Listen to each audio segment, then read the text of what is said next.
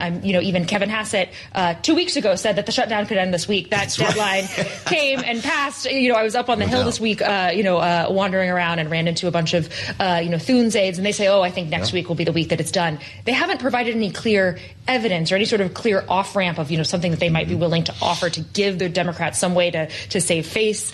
So this seems to be sort of, Republicans wishing this into action versus actually coming up with a strategy. Wish casting. I love the idea of you wandering around Capitol Hill, by the way. I'm sure you were there for many high-level meetings. There's going to be a court ruling on SNAP as well. A federal judge indicating yesterday she'll probably order the Trump administration to tap the reserves here to go into this contingency fund and partially at least fund food assistance. Is that how this ends?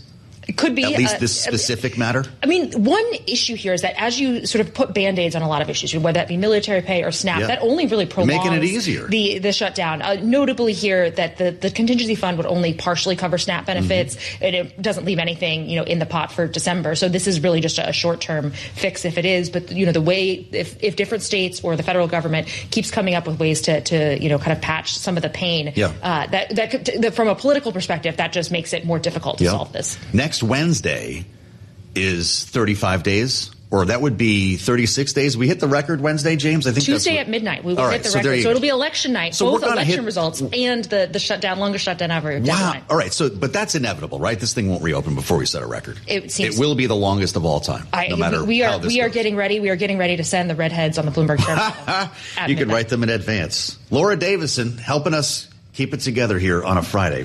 Bloomberg's Washington Deputy Bureau Chief. Great to see you. Thank you. Have a great weekend. Longest shutdown ever. Do trick-or-treating? All right. I've got a lot of kids coming to my neighborhood and 4 bags of candy. 4 bags of candy. Maybe not the full-size candy bars. Perhaps not. Let me know how it goes. Laura, thank you. Tony Capacio's on his way in next. Causing trouble at the Pentagon. Well, it's the movie that caused trouble. You seen this House of Dynamite? That's coming up right here on Bloomberg. And make sure to subscribe to the Balance of Power podcast. Go to Apple, Spotify, anywhere else you get your podcasts. Watch us live on YouTube and listen anytime at Bloomberg.com. Did you know Bloomberg Radio is on Amazon Alexa? Get live business news and market headlines 24 hours a day anywhere you have an Alexa device. Just say, Alexa. Hey, it's your mobile hotspot. I can handle a lot, but the other night with everyone live streaming Uncle Miguel at your karaoke party? Here I am, all alone. So many devices, I had trouble keeping up. But Cox Home Internet can keep up with all of it. Plus, get one unlimited Cox mobile line free for a whole year when you bundle with Cox Internet. Just $55 a month for 300 megabits per second. Switch today. Mobile speeds reduced to max 1.5 megabits per second after 20 gigabits per month use. Limited time offer, new customers. Actual speeds may vary. Other restrictions may apply. Hey, player. The all-new Hamul Casino Resort is all yours. The hotel tower with some seriously luxurious suites. The super secret speakeasy. Hey, could you make that too? The indulgent spa retreat. Ah. And the epic rooftop pool in Cabanas. It's all for you at the all-new Hamul Casino Resort, the Players Place. Book your experience at HamulCasino.com.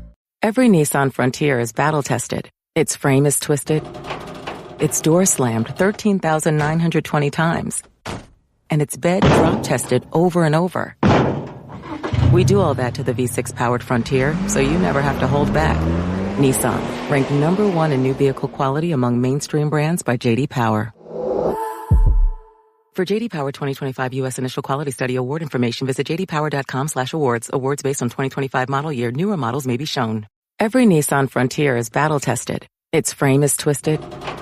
Its door slammed 13,920 times. And its bed drop-tested over and over. We do all that to the V6-powered Frontier, so you never have to hold back. Nissan, ranked #1 in new vehicle quality among mainstream brands by J.D. Power. For J.D. Power 2025 U.S. Initial Quality Study award information, visit jdpower.com/awards. Awards based on 2025 model year. Newer models may be shown. It's JCPenney's Really Big Deals and comedian Bonnie McFarlane. I've been thinking a lot about bags recently, and I love a crossbody. I would love to carry one of those little micro handbags, but I have to carry a handbag the size of a studio apartment. I take a big bag and I put a smaller bag in that, and then I put another bag inside of that. I think we're going to need a bigger bag. This weekend, buy one bag, get one free free. Totes, backpacks, clutches, and more. Yes, JCPenney. Limited time specials excluded from coupons. Ends 11/2. That stocks can get cut in half for bad news as opposed to down 10 or 15%. At Cox, we're always a step ahead, like your dog who barks before the doorbell rings. Senses trouble before there's trouble, like advanced security that blocks online threats before they happen and knows when the peanut butter's hiding medicine. That's why we keep surprises off your bill. With Price Lock, the price of your internet and mobile plan won't go up for up to 3 years guaranteed. Right, Sir Berkalot? Cox, a step ahead. Requires at least 500 megabits per second speeds and gig unlimited mobile. Taxes and fees excluded from Price Lock. Mobile data speeds reduced after 20 gigs.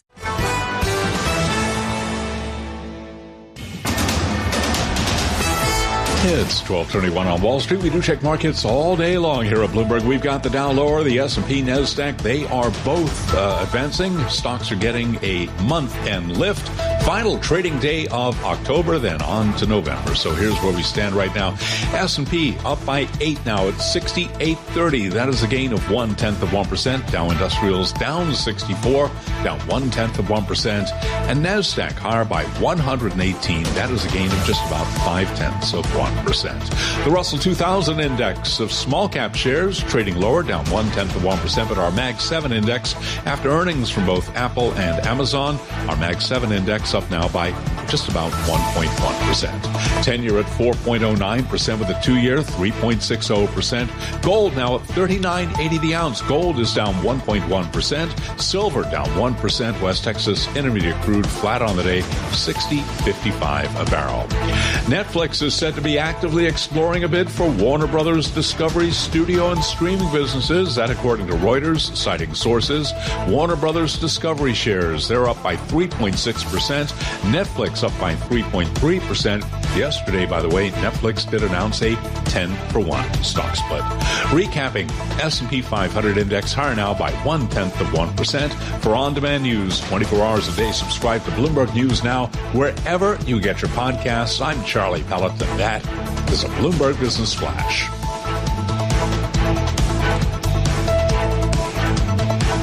Approximately 3 minutes ago, we detected an ICBM over the Pacific. Have we seen DEFCON 2 before? No. DEFCON 2. Yeah, have you seen this new movie, A House of Dynamite? It's on Netflix, and it's the big thing to watch. Well, this weekend, last weekend, I actually had a chance to see it myself. And it's making news because it's a pretty scary proposition. The idea here is that and I'll give you the spoiler alert right now. There's no way I can't ruin this movie for you. And just wait till Tony Capaccio starts talking. There's a nuclear attack against America. There's an ICBM. We don't know where the heck it came from. It's coming in on Chicago, and we try to knock it out of the air. Think, dare I say it out loud, Golden Dome. Think Iron Dome, right? We've got interceptor missiles. They go up there and knock the thing down, shooting a bullet with another bullet. Except in this case, it misses. A terrifying thought. This movie is from Catherine Bigelow, the latest, remembering Zero Dark 30 and the rest, and it got the attention of the Pentagon. Because when we start talking about missile defense, this isn't exactly the kind of message that the Pentagon wants to send to everybody around the world. Now, again, watching this movie. Enter Tony Capaccio. He got his hands on a piece of paper inside the Pentagon. Remember, this is the Pentagon that kicked all the reporters out. Making clear that they think this movie is inaccurate, and they're trying to set the record straight to some extent here. Now, Tony's been picked up. He's the only person with this document. He's been picked up everywhere from the New York Times to the Hollywood Reporter to Esquire, and they even got Catherine Bigelow to respond to this, and no one's getting along. So we're delighted, as always, to have Bloomberg's national security reporter with us, Tony Capaccio. Good to see you. Hi. They must be glad they kicked you out of the building, because now you're breaking more news than you were when you were in the building, which I find hysterical. Here's the irony. It was dated October 16th, the day after we all left. How about that? Yeah. This is the kind of memo they wouldn't want us to get. It was not stamped CUI, but it was for internal use only. They underlined internal and not releasable to the public. Okay. Someday I want to know how you got this. Yeah, right. Okay, so tell us what the problem is, because this is not a doc. Actually acknowledged that some of the film laid out the messages they wanted, that the U.S. could be attacked by a nuclear weapon, right? The value of deterrence. So it wasn't slash and burn, but it was a critique. A critique. They called it inaccurate. and went so far as to say we have 100% capability of knocking said missile out of the air. Is that even true? Okay, this is an area I've covered for quite a while. And literally, for the last 4 of these things, it is true. Between 2017 and 2023, the last time it happened, they had scored. They hit 4 times in a row. The last time what happened, though? Where was there was an intercept test. Okay. These are always high visibility issues. Between like 2001 when they started doing these, or 2002, I think it was, they've had 12 of 21 hits. Got it. Those are with older prototypes, elementary radar, elementary warheads. But the last 4 were with better warheads, better discrimination technologies, and better command and control and detection technology. Excuse me. One of the tests, one of the 4, was so significant that the Pentagon's test office, which was a critic of the program for quite a while, that said it only had a limited capability to defend the United States against a small number of missiles.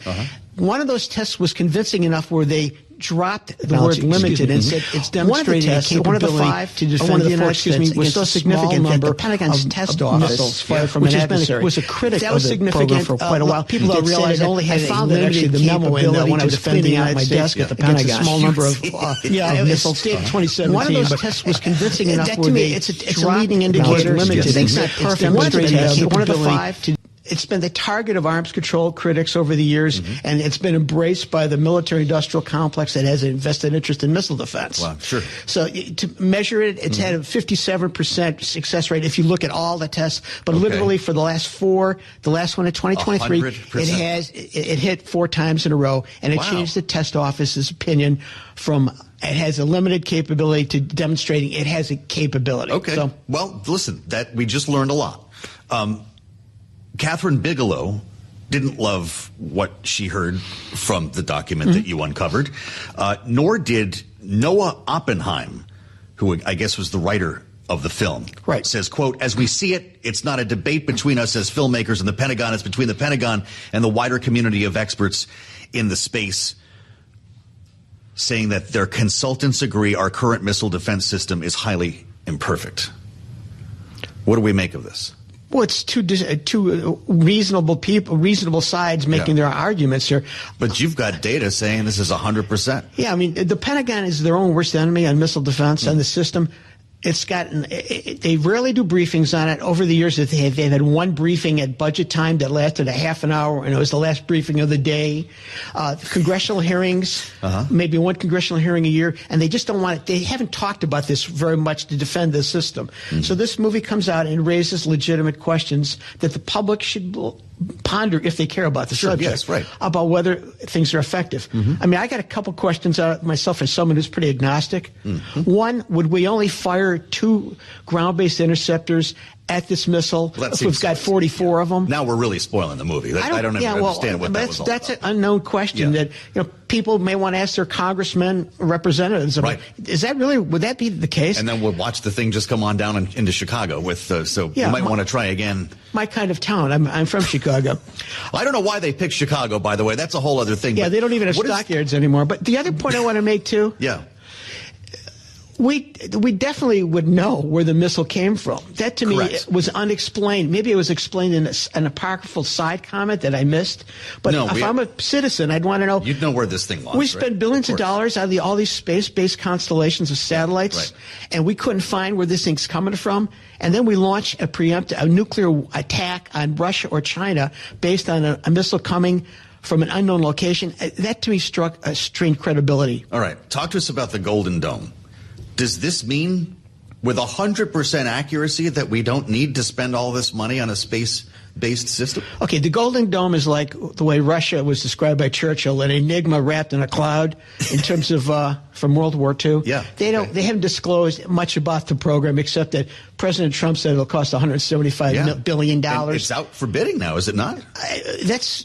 Pieces are out there, but it's very, very elliptical. He wants this operational by the end of his term.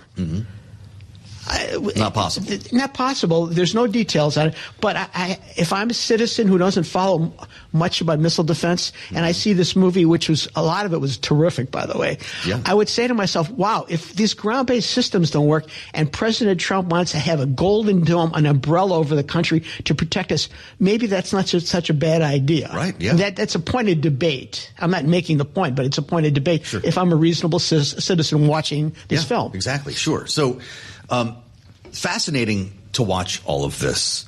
And it comes against the backdrop of this meeting the president had with China and news about some of the weapon systems that China's working on. Incidentally, hypersonics would be part of that, which we've discussed before. And I don't know how you knock a hypersonic missile out of the air. But we're hearing things about this nuclear torpedo that could cross an ocean. We're hearing about a drone, an undersea drone that could start a radioactive tsunami. Is this propaganda, or do they have this stuff? Well, there's a song, Everything Old is New Again. Yeah? I found the 2018 Missile Defense Review from when I was clearing out my desk. This was also in your desk. And there was, back then, they were talking about the Status II, a Russian autonomous intercontinental nuclear-armed, nuclear-powered undersea autonomous torpedo. Everything old is new again. How? That was 2018? 2018. So, so this doesn't sound real to me then. No, but they're packaging it like it's real. And that's right. I would hope our intelligence community would tell the president, this is an iteration of something we looked at. We saw 2018. The heck else did you find in your desk? Nothing I can disclose. Like, we could have, I bet that's right. We're going to have like a segment called Tony's Desk, because apparently you've got the history of the Pentagon in there. Are they reconsidering this decision to kick you guys out? Because it's only increased the news flow, to your earlier point. Well, no, it's doubled. They've doubled down. You know that they've certified. They brought in like Lindell TV and OAN. And all that. Are they sitting in your old desk? The cream of the right wing media. Yeah. My understanding is they're starting to move in next week in various sports is that right? business. Yeah. Okay. So this won't be reversed as long as this. I don't think so. No. So I'm not sure. Would a Lindell, different defense secretary? I would hope so, and I would think so. Yeah, I would bet on that. That's like a plus 200 if I'm betting. Means I'm putting out 200 to win 100 because it's so certain. Yes, but you'd be ready to move back in if that happened. The organization, Bloomberg as an organization, would have to make that call, but yes, I would think so. You just wouldn't be signing any documents. Plus, we wouldn't have the same space, probably. Maybe you'd get an upgrade, although you had a pretty nice one, as I understand. Yeah. We have a great DSL line. A DSL line. Okay. What's the next story that's going to come out of this Pentagon? The president says no attack or no decision has been made to attack Venezuela. Are you taking him at his word? At this point, you have to, because he's in the Far East. Hex is in the Far East, and you maybe is this about timing as opposed to as opposed planning? to timing. Plus, the moving in of assets, bringing in the carrier. He's got to explain to the American people why this is necessary. This is a president who came in wanting to keep us out of foreign entanglements. You know, this is like Venezuela, Haiti, Haiti. Panama, Cuba, Grenada in 1983. Yeah. American public's got to scratch their head. Really? Why do we go down there? Thought they had their eyes on Panama too, but I guess it's Venezuela. Panama's 1989. Noriega was indicted for a drug dealer. Yeah, sure. So there was a rationale for that quick action. Interesting. Well, let's keep tabs on this. I love that. I know this doesn't help Bloomberg at all, but I love the fact that he's in the Bureau all the time now. Tony Capaccio, covering the Pentagon from a distance, we'll say. National security reporter. Thanks for uncovering this for us. Thank you for the You liked the movie, though, right? Excuse me? I liked the movie. I thought it was terrific. I had a blast. I thought it was terrific. Producer James, you got to see it. Let us know what you think. We'll assemble our panel next. The Friday edition of Balance of Power, only here on Bloomberg Radio.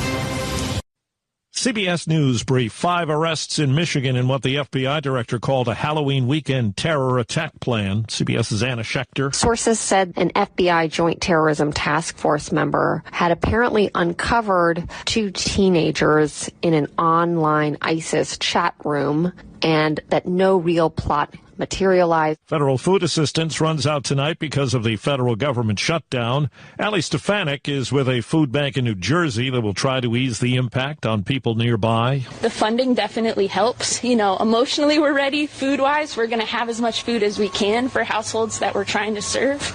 But we need all the help that we can get. CBS's Jason Allen is in Jamaica, where recovery from Hurricane Melissa will be a long process. Some airports on the island have resumed operations, allowing relief organizations like Global Empowerment Mission to fly in supplies. CBS News Brief. Hey, it's your mobile hotspot. I can handle a lot, but the other night with everyone live streaming Uncle Miguel at your karaoke party? Here I am, all alone. So many devices, I had trouble keeping up. But Cox Home Internet can keep up with all of it. Plus, get one unlimited Cox mobile line free for a whole year when you bundle with Cox Internet. Just $55 a month for 300 megabits per second. Switch today. Mobile speeds reduced to max 1.5 megabits per second after 20 gigabits per month use. Limited time offer, new customers. Actual speeds may vary. Other restrictions may apply. This fall, fall in love with your home all over again with Sunburst Shutters. Now during our fall sale, upgrade your windows with custom shutters, elegant shades, or sleek blinds, and bring that cozy autumn charm inside. Style, comfort, and savings? Yes, please. Let our experts handle everything from design to install so you can enjoy the season stress-free. Call today to book your free consultation. Sunburst Shutters. Custom made, built to last. Call 760-903-5030 or visit sunburstshutterssandiego.com. Reports are coming in of a mysterious phenomenon taking place all over town. Keys stashed by the front door, empty houses with all the lights on, alarms left unset. It's the scariest sight of the season, being safe-ish. With ADT, those horrors disappear with our easy-to-install systems, 24/7 monitoring, and smart cameras, giving you real peace of mind. It's time to stop being safe-ish this Halloween. Visit ADT.com to find out more. And don't forget, lights off, alarm on. It's JCPenney's Really Big Deals and comedian Bonnie McFarlane. I've been thinking a lot about bags recently, and I love a crossbody. I would love to carry one of those little micro handbags, but I have to carry a handbag the size of a studio apartment. I take a big bag and I put a smaller bag in that, and then I put another bag inside of that. I think we're going to need a bigger bag. This weekend, buy one bag, get one free. Totes, backpacks, clutches, and more. Yes, JCPenney. Limited time specials excluded from coupons. Ends 11/2. Every Nissan Frontier is battle-tested. Its frame is twisted. Its door slammed 13,920 times. And its bed drop-tested over and over. We do all that to the V6-powered Frontier, so you never have to hold back. Nissan, ranked number 1 in new vehicle quality among mainstream brands by J.D. Power. For J.D. Power 2025 U.S. Initial Quality Study Award information, visit jdpower.com/awards. Awards based on 2025 model year. Newer models may be shown. Kinds of runs. It came in really handy 10 years later when Bear Stearns and Lehman Brothers were blowing up. Hey, it's your mobile hotspot. I can handle a lot, but the other night with everyone live streaming Uncle Miguel at your karaoke party? Here I am, all alone. So many devices, I had trouble keeping up. But Cox Home Internet can keep up with all of it. Plus, get one unlimited Cox mobile line free for a whole year when you bundle with Cox Internet. Just $55 a month for 300 megabits per second. Switch today. Mobile speeds reduced to max 1.5 megabits per second after 20 gigabits per month use. Limited time offer, new customers. Actual speeds may vary. Other restrictions may apply. Hey, player. The all-new Hamul Casino Resort is all yours. The hotel tower with some seriously luxurious suites. The super secret speakeasy. Hey, could you make that too? The indulgent spa retreat. Ah. And the epic rooftop pool in Cabanas. It's all for you at the all-new Hamul Casino Resort, the player's place. Book your experience at HamulCasino.com.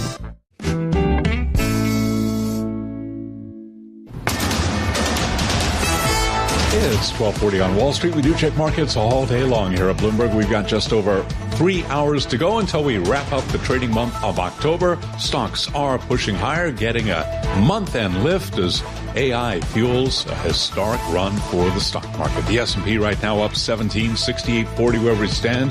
That is a gain of just about 0.3%. The Dow back in the green.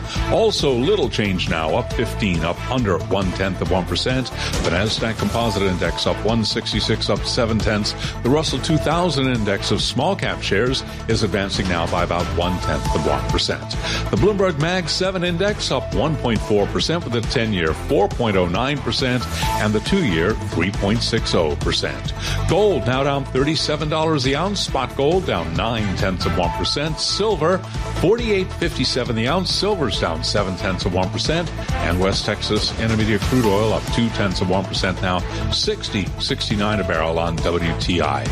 Bitcoin up 2.2%, $109,831 on Bitcoin. So it is an update today for the S&P and NASDAQ. The Dow just turning lower, down 24, down under 0.1%. Jim Caron is Chief Investment Officer for Cross Asset Solutions at Morgan Stanley Investment Management.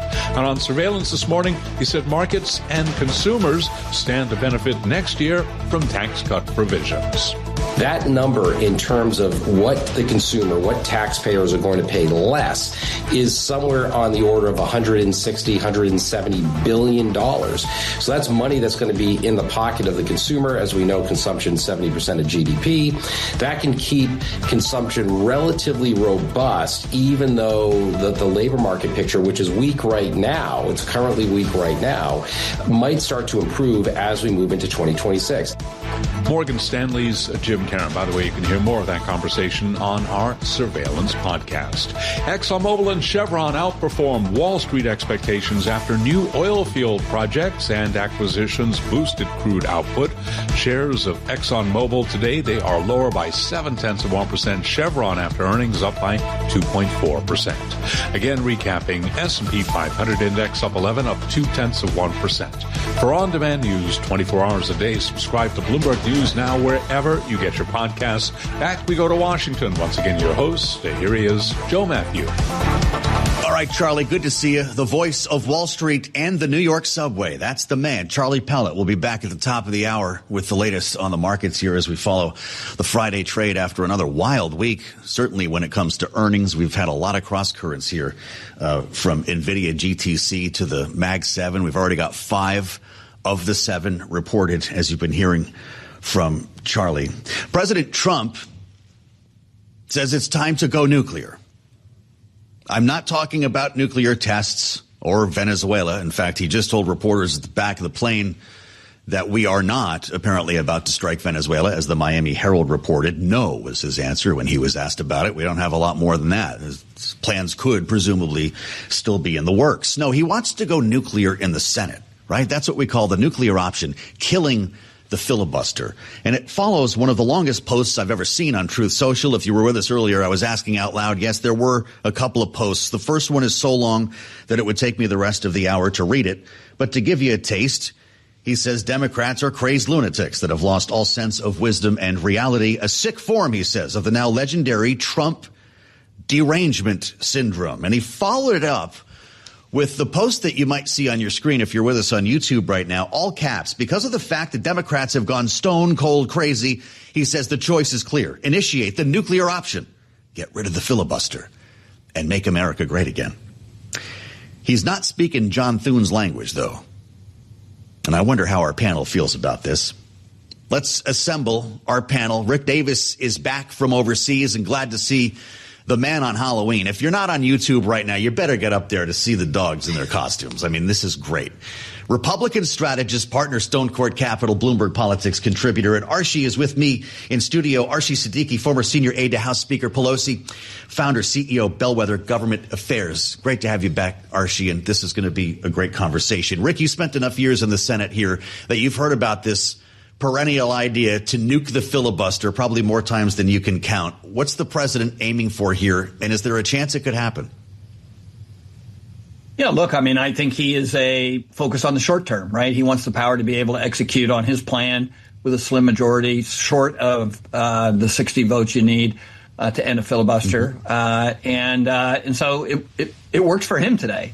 I think what Majority Leader Thune is saying is, yes, but we have to think about the long haul. You know, senators have terms that last longer than a president. And so what is a really good opportunity to pass legislation and break the stranglehold on the government shutdown could result in Democratic dominance and majorities in the Senate that could do exactly the same thing in the opposite. So These rules are always hotly debated. There's always a reason to want to change them. Sometimes they have been tweaked for things like federal judges. But at the end of the day, you have a chief executive challenging the head of the Senate. And I always put my money on the head of the Senate in that challenge. Where do you fall on this, Archie? It comes up so often that you might be rolling your eyes. It's like, who wants to tell him? Majority Leader John Thune says, and the Speaker of the House are doing a great job, but this apparently will not be part of it, right? You know, the filibuster question is to me, seems like more of the same in the sense of a take it or leave it attitude by Republicans with Democrats going from a sharp departure of this bipartisan discussion and negotiation that usually happens in these funding debates. That has been totally put to the side. So I think it's another threat to say that if, you know, and there are two pieces that are really, I think, saving the whole notion of checks and balances right now. One is the 60 votes that are needed in the Senate, which means that you do by definition need Democratic votes, and two, the courts. And so if you take one other piece off the table, then you have kind of the mixed bag with the courts. What would happen, Rick? Would the pendulum swing so wildly between party control that the country would somehow careen? I mean, what's the worst case scenario? Why is it okay for judges, but not this? Well, I think that when you start dealing with especially fiscal matters, you want a level of stability around them, right? And also, you know, by design, the Constitution sort of set up the Senate as a deliberative body that's really supposed to think through the long-term implications in a divided country, and they're supposed to be bipartisan, unlike the House, where partisanship, according to the rules in the Constitution, is part of the fight. And so I think you really start tampering with the construct of the way our founding fathers created government to basically use the House as a funnel for fiscal activity, but the Senate to calm it down and to put it back into the strategy that would work best for all Americans.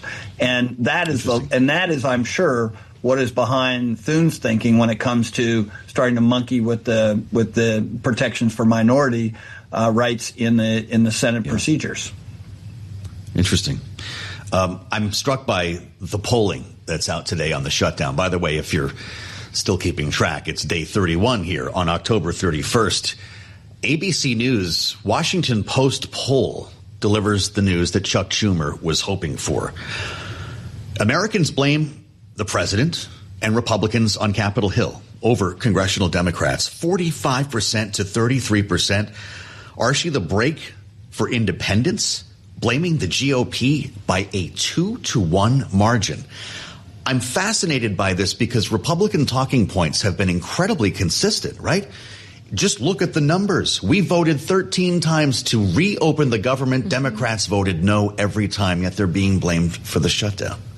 How did Democrats pull this off? Listen, I would start by saying I think the polling here will be fluid, and you kind of see the polling all over the map. You do see a trend line towards the Democrats, and it makes sense because Republicans are in the majority. They control the White House, and Senate. So it does make sense that the responsibility is there. And ultimately, from a governing perspective, it is up to the Senate to get to 60 votes. That is the responsibility of governing. I will, though, say on the polling also is that, unfortunately, hopefully the polling will finally translate into some urgency because we're looking at a deadline where Congress has left and 42 million Americans, they're going to be cut off of food assistance, which could have been totally avoided even by tapping contingency funds. Which could still happen by a court order. That's something that we're waiting on here. But Rick, I'm curious your thoughts on this. Is it as simple as the fact that Republicans control both chambers and the White House? Well, first of all, historically, there's never been a shutdown that didn't get blamed on Republicans. That's why we don't like shutdowns. I mean, and you can spend all day long trying to figure out why that's the case. But the American public always believes, whether the Republicans are in power or out of power, that we're the reason for a government shutdown. So it is not a surprise that we're now starting to see polls gelling into that direction. I would say we're going to have a poll on Tuesday with these elections, off-year elections that are occurring, that are going to tell us a lot. And I don't think it's any public poll that's going to sway the president and Republican leadership in Congress. But the biggest public poll that's going to take place is Tuesday, and I got briefed this morning on Republican and Democratic and Independent turnout in Fairfax County. Fairfax County today in the early vote is voting at the levels of a presidential election in a year that should be half of that. So, that's a poll that I want to look at. And if that's the case and Republicans get swept out of office in Richmond, I think people are going to start waking up in Washington. Rick, referring to Fairfax County in Northern Virginia, what's your thought on this election coming up? We've got New Jersey, Virginia. We're also, of course, looking at New York City, which is kind of its own factor. But we've also got Prop 50 in California that appears to be sailing to passage here. Does the shutdown impact the results of these elections? I think the shutdown in some instances, because if you look at Virginia, obviously disproportionately impact on the government Federal funding workers. and federal workers. Absolutely. If you lose your SNAP benefits tomorrow, does that impact your choice on Tuesday?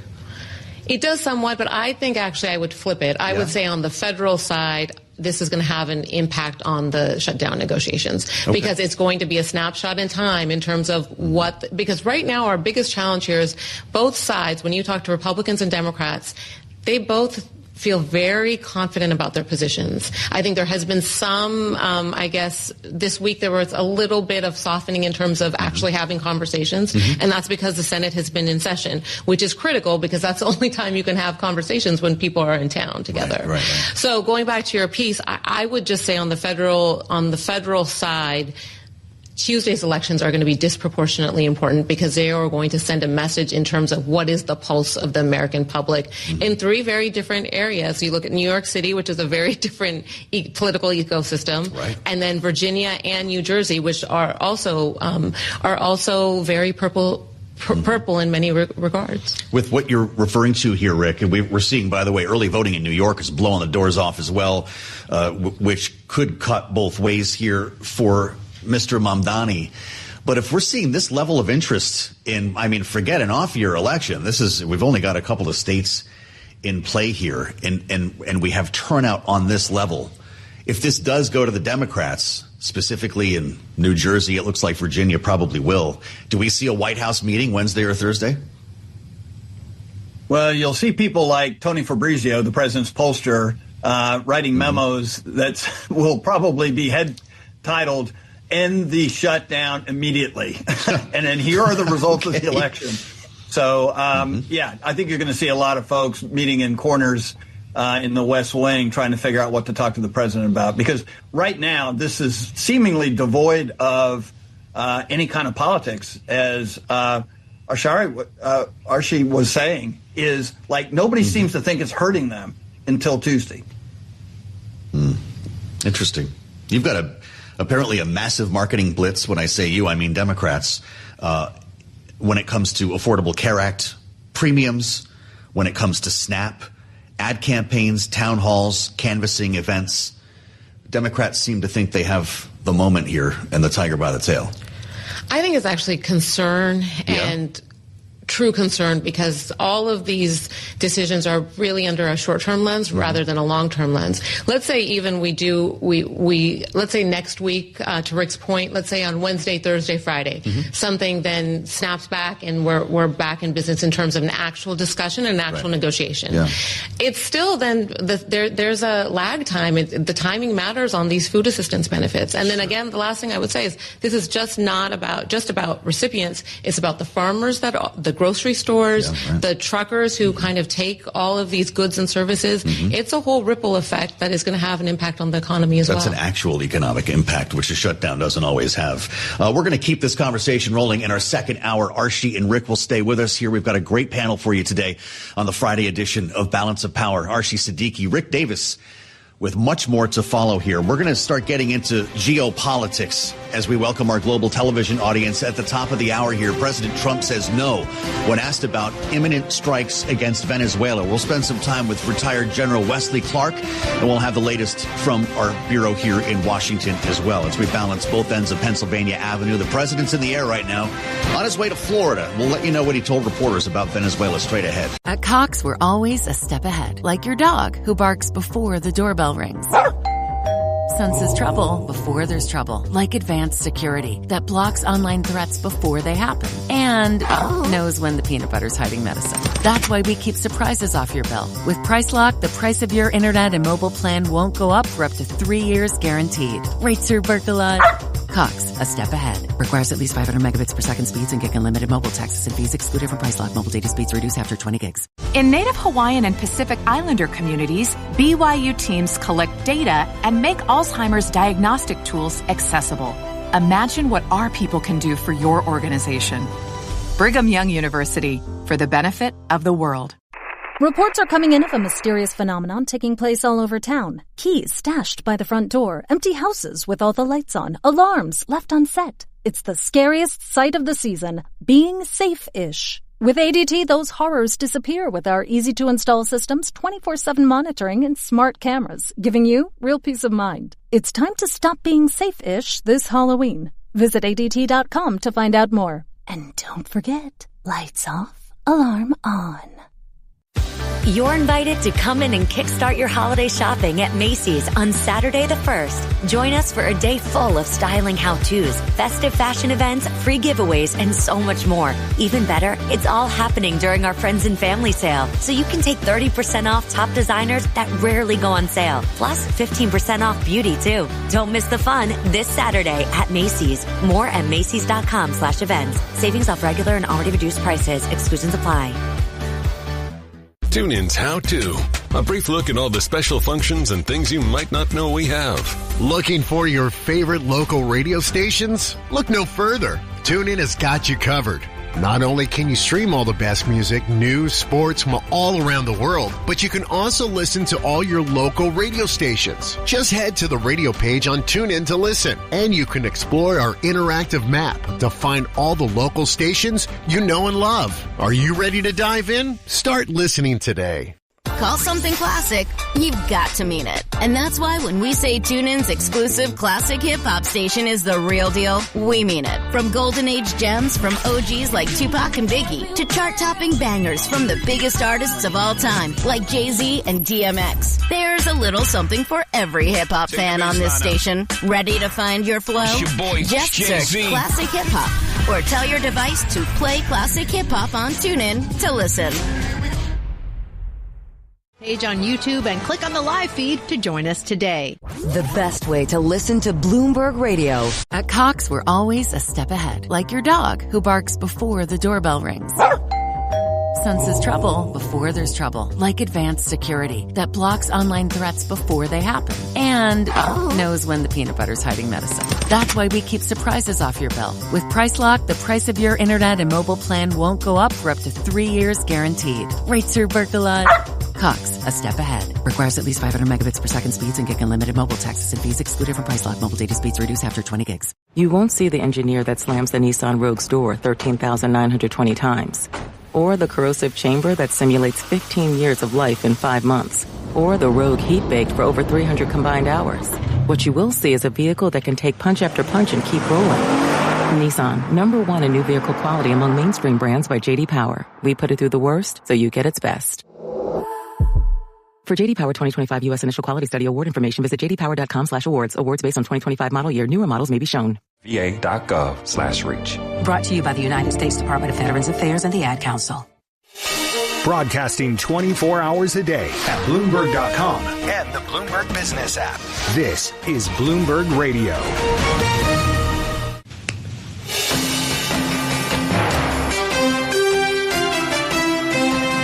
Live from Washington, D.C., this is Balance of Power with Joe Matthew. The president says, no, we are not about to attack Venezuela. Welcome to the Friday edition as the president responds to a report that strikes on Venezuela are imminent. We're going to get the latest ahead from Bloomberg's Laura Davison, and we'll discuss this along with more when we sit down with retired General Wesley Clark just moments from now. It's day 31 of the government shutdown, as we'll discuss with Democratic Congresswoman Rebecca Balint of Vermont and with our political panel. It's all after a look at Wall Street. Let's get up to date on the Friday trade with Charlie Pellet at World Headquarters in New York. Hey, Charlie. Well, hello there, Joe Matthew. Lows of the day right now on the Dow Jones Industrial Average, S&P 500 Index holding on to a gain barely. We got NASDAQ pushing higher, up by 96 points right now, up by about 0.4%. Wall Street's blistering bull market getting fresh fuel at the end of a month that has lived up to its volatile reputation. Just under 3 hours to go until we wrap up the trading month of October. So here's where we stand. The Dow now down by 100 points, underscoring low of the day, down 0.2%. Little changed on the S&P, up 2 points right now. NASDAQ up 92. For NASDAQ, a gain of 0.4%. Russell 2000 Index of small cap shares dipping into the red, down 0.2%. But our Mag 7 Index holding on to gains of 1%. This after earnings from both Apple and Amazon. 10-year 4.09% with a 2-year currently yielding 3.60%. Gold is off 1%, $39.83 the ounce. West Texas Intermediate Crude, $60.80 a barrel right now. It is up by about 0.4%. Bitcoin higher by 1% now, $108,590 on a Bitcoin. Amazon surging after earnings. Amazon up now by 10.3%. It did post robust cloud growth. And Apple shares higher, little changed, up under 0.1%. Apple is projecting a jump in sales over the holiday season. Recapping, S&P little changed, up 5 right now, up under 0.1%. And for on-demand news 24 hours a day, subscribe to Bloomberg News Now wherever you get your podcasts. Back, we go to Washington. Once again, your host, here he is, Joe Matthew. All right, Charlie, great to see you. Charlie will have more in about 20 minutes as we keep tabs on Wall Street. Has not turned out to be the best session here, but there's been a lot of factors at play this week in the throes of earnings reporting season, so we try not to read too far into what's happening. Coming up, we're going to spend some time with retired U.S. Army General Wesley Clark as the president makes news on Venezuela. Also making news on the shutdown on this day 31. Happy Halloween, everybody. I have no news on when we're going to reopen, although the president seems to think that he has the thought of going nuclear, the nuclear option in the Senate, and the filibuster. That was his post on Truth Social that we'll talk about in a moment here. But, of course, lawmakers are gone, most of them. The Senate is now out for the weekend. Everybody's getting ready to go pass out candy. And tomorrow's a big day, November 1st. SNAP benefits begin to expire. Open enrollment begins for those seeking health care with subsidies not yet addressed. And Head Start also starts to go broke tomorrow. We also have elections ahead next Tuesday. So there are some thoughts that as talks begin behind the scenes in Washington, maybe something's about to shake loose. But the talking points haven't changed. Listen to House Speaker Mike Johnson from earlier today. The same Democrats who've been perfectly fine with defunding SNAP and WIC for over a month now are suddenly claiming to be outraged that Republicans and President Trump can't just wave some magic wand and fix the mess that they themselves have created. If they're suddenly waking up to the pain their reckless decision is causing, then there's one simple way to fix it. They can come back in here and vote to reopen the government. Of course, they're not back in here. As I mentioned, everybody's away for the weekend. And, well, the House has been out of session for more than 45 days. Laura Davison covering all of this here in our Bloomberg Washington Bureau, our deputy Washington Bureau chief with us now at the desk. The president says go nuclear, end the filibuster. This thing would be done in just moments. What's the majority leader think of that? He does not like this idea one bit. He, for months has been saying he doesn't like it. He came out, his spokesman came out, and after Trump made this post yesterday, saying he wanted Republicans to do that, said, nope, this is not on the table. This is not happening. And Thune rightly recognizes that, the Republicans are not going to be in control of Washington forever, and they don't want Democrats to have the ability to just enact sweeping changes when they're in power, whether that be 2, 4, 6, 8 years from now. Well, short of that, we have no off-ramp at the moment. There has been chatter, as you've been reporting, Laura, that there are some rank-and-file talks underway, although we've heard that before. I am compelled, though, by this headline that Chuck Schumer met yesterday with Senator Katie Britt. Does that give us a sense that the gears are starting to turn? It could. Katie Britt's state of Alabama is a state that relies heavily on SNAP benefits. Yeah. We were doing an analysis of all of the districts, and there are lots of Trump districts that, are very reliant on this food aid. So that could start to see Republicans seeing pressure from folks at home. You have Head Starts closing. You also have, military federal workers who are going without pay. The thing I think we really need to watch that's going to be the pressure point, though, are airports. And we've seen some sporadic closures, ground stoppages, including at DCA yesterday, where Thune was stranded at the Capitol, couldn't get back to South Dakota.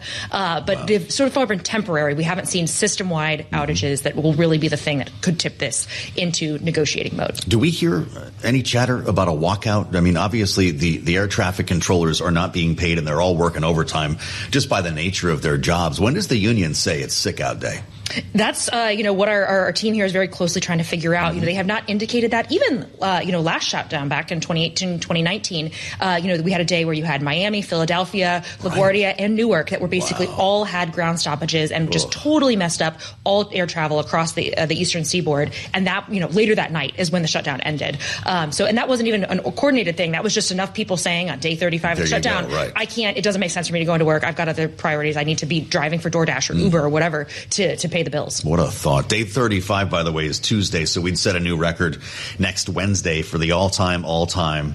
There's new polling out, Laura, pretty incredible, and it's what I guess Chuck Schumer was probably hoping for. ABC News Washington Post poll finds Americans blame Republicans over congressional Democrats. There you see it on your screen. 45 to 33%. Independents blame Republicans by a 2-to-1 margin. Do numbers like these start to pull a meeting together at the White House? It could. And this is also why you see Democrats saying that they're not going to fold. They want to stay in this fight. They've had sort of the edge in polling the entire time. This polling is better than some that were even, a couple weeks ago. So it seems that they've been able to keep public opinion on their side during this. Problems they also think that they have the edge. This poll doesn't necessarily indicate that. But they're both kind of waiting to see where the chips fall. Problems with the shutdown compound the longer it goes. So Republicans are betting that people are going to get fed up and blame the Democrats. Democrats are betting that people are going to see their premiums increase and say, what the heck, we need to get this solved. Wow, boy, it's going to feel different when we start the new week here on Monday and these benefits have actually begun to expire and real people are telling stories. We'll just have to see how that goes and, of course, what the reaction will be on Election Day. Laura, I want to ask you about the president, though. His comments on Venezuela was on Air Force One. He's on his way to Florida right now. They actually stopped the jet on the tarmac so he could go back, talk to reporters. When asked about imminent strikes against Venezuela, as the Miami Herald reported, he said no. He said no, he's not thinking. He said no, he's made no decision, and no, that no attacks are imminent. This, there have been two reports, but one from the Wall Street Journal that said this was under discussion, and another one from the Miami Herald that was much more definitive, saying that this, could be coming within days or hours. Poured a lot of cold water on that. I think that is, kind of lessen the flames and the sort of. Discord around that topic. But this has been, Trump himself a week ago said that land strikes would be next. So I think the question is still here, not necessarily, if, but when. But clearly he's not ready to come out and say he's made that decision yet. That's fascinating stuff. This is what we're going to be getting into coming up next with retired General Wesley Clark. Laura, thank you as always. Happy Halloween, I'm supposed to say as well. It is October 31st. Big Halloween bash, I hope, for you. Laura Davison, our Deputy Bureau Chief, we thank you. I'm Joe Matthew in Washington, and thank you for being with us here on the Halloween edition of Balance of Power. The president has said a lot about Venezuela. These reports shouldn't be a surprise to anyone, knowing as well that a carrier strike group is on its way right now, the USS Jerry Ford, soon to arrive in the Caribbean. Here's the latest from President Trump on this. Our sea drugs, as they call them, they use the term sea drugs, the drugs coming in by sea, are like 5% of what they were a year ago, less than 5%. So now they're coming in by land, and even the land is concerned because I told them that's going to be next. The land is going to be next. And we may go to the Senate, we may go to the, Congress and tell them about it, but I can't imagine they'd have any problem with it. I think, in fact, while we're here, I think it's a good idea. It's a good idea, all right? The land is next, he said. That was October 23rd, his most complete remarks on this to date, until, again, he said no to the reporters asking him this morning. So this may not be done. It may just really be a question about timing, to Laura's point, and that's what we want to talk about with the general. Wesley Clark is with us, retired 4-star general, U.S. Army, served as commander of U.S. Southern Command, so he knows this region rather well. Founder of Wesley K. Clark and Associates. General, it's great to see you. I wonder how you're interpreting the remarks by the president, knowing the flotilla, the armada that we have assembled that's about to get even bigger in the Caribbean. How do you read his remarks, and what do you think's about to happen in Venezuela? I think it's like jiggling the skeleton key in the lock. It doesn't always engage the first time you move it back and forth and play with it a little bit. So you've got military force. Rumors are that there are some special operators inside Venezuela. You're not quite sure what the target is. That's Maduro's problem. Is it him? Could he just suddenly disavow Russia, Iran, and China and say, no, I don't want them. I'm on your side, America? Could he suddenly say, I'm going to crack down on all? Could he say, I'm just going to accept the results of the next election, and I mean it this time? He doesn't know what the objective is, so he's under a lot of pressure. And I think this is part of the strategy. We don't know what the objective really is of the administration, but if it really is about drugs, then yes, most of it is coming through Mexico by land. And if you're going to do something with drugs, you have to look at the demand side as well. So we're just in the early stages of this yet. This is a pressure building up on Maduro. It is something. You mentioned the demand side. We never talk about that as if these drugs are, being pushed on Americans. They're coming here because Americans are demanding them, which is its own problem. The USS Gerald Ford is on its way right now, General. It's apparently not in theater yet. Would the administration take action without that platform being there? Well, it depends on what the objective is of the administration. If the objective was to go in and snatch Maduro and put him on trial somewhere, then maybe you don't need the Ford there. If the objective is to sort of intimidate, be prepared, then you want overwhelming force. And that's what we're assembling there. They do have aircraft. Anti-aircraft, they have radars, they have ships, but that could all be taken out in a few hours, I think. What you couldn't do, even with the 2 amphibious groups that are there from the Marines and so forth, what you can't do is really go in and occupy Venezuela. It's just too big, too many people, too many weapons distributed. You can't quite do the same kind of takedown that we did in Panama against Manuel Noriega in 1989. That was an entirely different case, legally, militarily, geopolitically. So this is different. We still don't really know what the objective is of the administration, and it could be that really it is drugs. It also could be that's just what you say when there's a private set of objectives that are coordinated through Congress. And he has briefed at least the Republican members of Congress in the big committees. I hope he'll bring the Democrats in, too, because national security shouldn't be partisan. It should be beyond the country's borders. We should all be one nation. Well, this is a great point that you make, and maybe that will actually tell us a bit if we start seeing briefings across the aisle on Capitol Hill. I know that the Pentagon has not been terribly fond of talking to Congress at all lately. But, General, we've seen B-1 bombers and B-52 bombers buzzing Venezuela's airspace. We also saw Venezuelan F-16s buzz a couple of U.S. ships weeks ago when we first started striking these alleged drug boats coming out of Venezuela. You mentioned the fact that they do have some aircraft. They've got anti-aircraft missiles and the like. What kind of a job would it be for us to knock all of that out, or would there in fact be an air war over Venezuela? You never want to discount an adversary. So, yes, they've got pilots. They fly F-16s. They have some air-to-air weapons, but they don't have the modern air-to-air weapons. They don't have the system that we have. So there might be an air war over Venezuela. They might get some aircraft actually off the ground. But in terms of our ability to reach out and strike, our ability to use stealth, our ability to name the time and manner of attack and so forth, I don't think there's any question about the outcome. And the Israelis have really pioneered this. In their operations, they typically strike. They're effective. They're using our technology. Of course, we know all those systems. I wouldn't think there'd be much of a problem. But for the pilot in the aircraft, hey, he's put his life on the line for the country. He's got to succeed, and we would do everything possible to make sure we can do this effectively without losses. Yep. As we're speaking, General, we're showing images, video of some of the alleged drug boats that we've blown up recently. Too many to count at this point. There was a sub. We've got the boats as well. This is quite a gallery that we have of these things blowing up and catching on fire. A lot of people have died. As someone who actually ran Southern Command, what is your thought on the legality of this operation so far? Well, it should have been briefed as legal. Presumably, there's some legal authorization to it. We haven't been told that.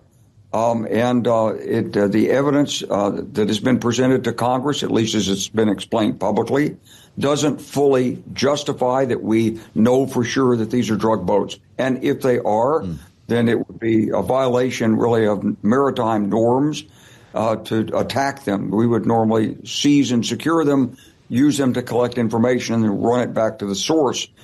This is a different approach, it's more about sort of naked power than it is the international rules-based system. And this is one of the concerns that so many have today when you look at the shape of the international environment, what's going on in Ukraine, what's happening or might happen in Taiwan and so forth. How do we use all the tools of statecraft, not just the military and not just tariffs, but international law, diplomacy, and how do we put it all together in a package that best serves the interests of the American people? And so when you look at what's happening with these boats, you have to ask, what if Russia decides to do this? What if China decides that it makes up anything in the South China Sea that's moving must be a threat to China and starts knocking off boats? Certainly wouldn't like it. So I think we have to be very careful about the example we set. I hope that the administration will come forward soon with more of a legal justification and make sure that this is not a partisan but a bipartisan thing. It's got the support of the entire Congress. That's the way that American foreign policy is strongest. Yeah. General, I only have a minute left, and I hate to bring up a whole new topic. I don't want to have to cut you off. But this headline just ran from CNN. The Department of Defense has okayed Tomahawk missiles for Ukraine, and it will leave the decision finally to President Trump. In our remaining 30 seconds, should those missiles go to Ukraine?